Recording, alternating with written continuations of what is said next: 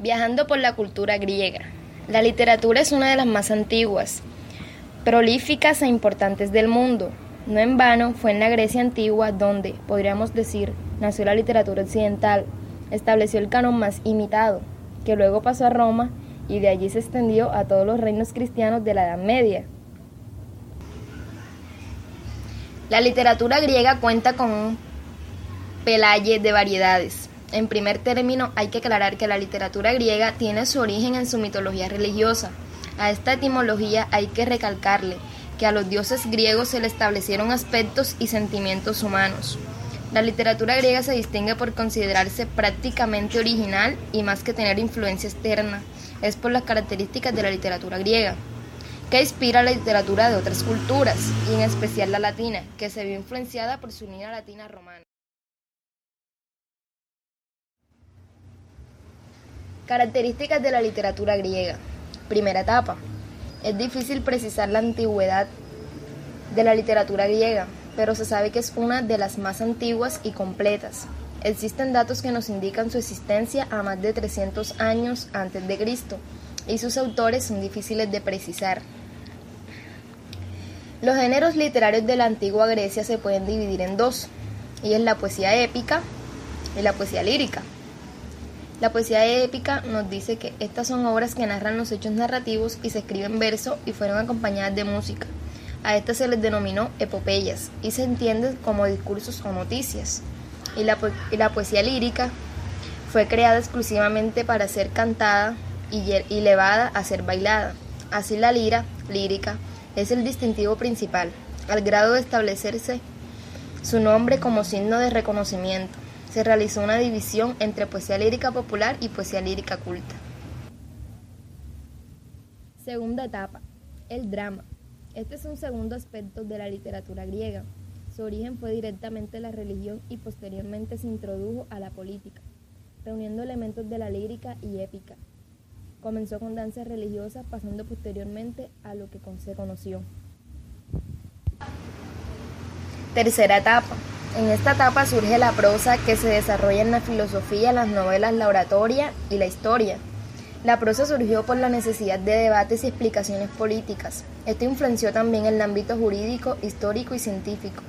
Por su estructura se convirtió en una forma idónea de comunicación, la cual explica directamente las cosas evitando los cantos y versos de origen religioso y artístico. Los tipos o géneros de prosa que más sobresalieron fueron la filosofía científica, historiográfica. La vestimenta griega era bastante sencilla, al principio influida por Oriente, consistente en un chitón y un himatión, que servían indistintamente para hombres y mujeres. En el caso de los hombres, que lucían túnicas más cortas, completaban su atuendo con un manto corto y sin mangas, llamado palio. Marcaban, como en casi todas las culturas, diferentes de clase, ya que los campesinos vestían generalmente ropas de lana, cuero o pieles de animales y un gorro del mismo material.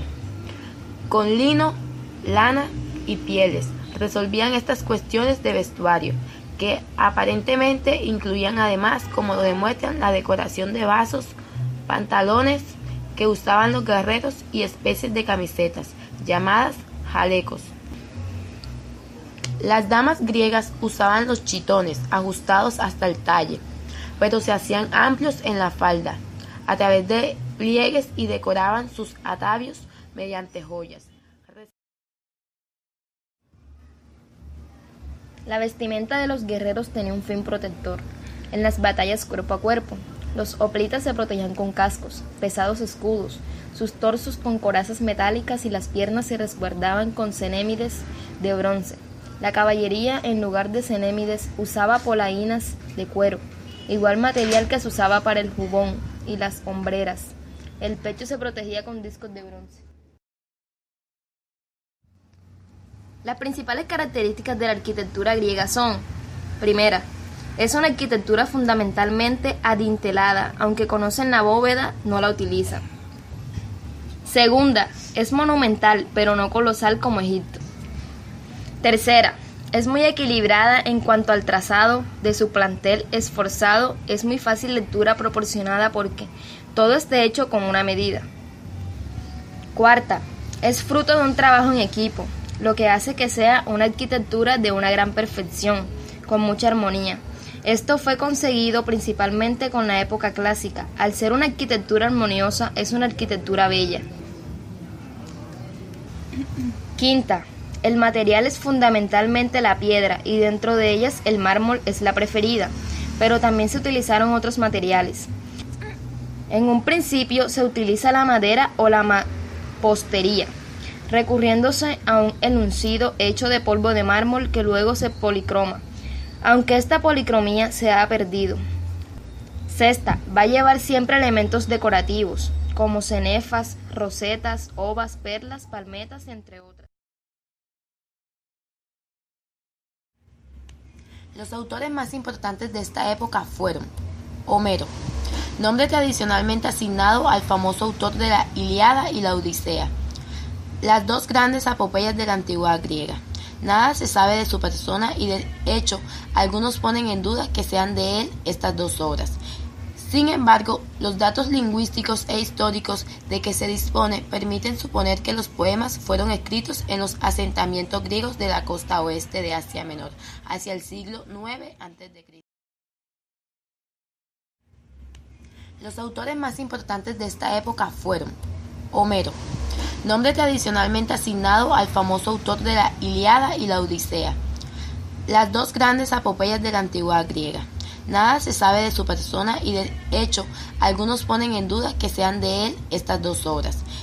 Sin embargo, los datos lingüísticos e históricos de que se dispone permiten suponer que los poemas fueron escritos en los asentamientos griegos de la costa oeste de Asia Menor, hacia el siglo IX a.C.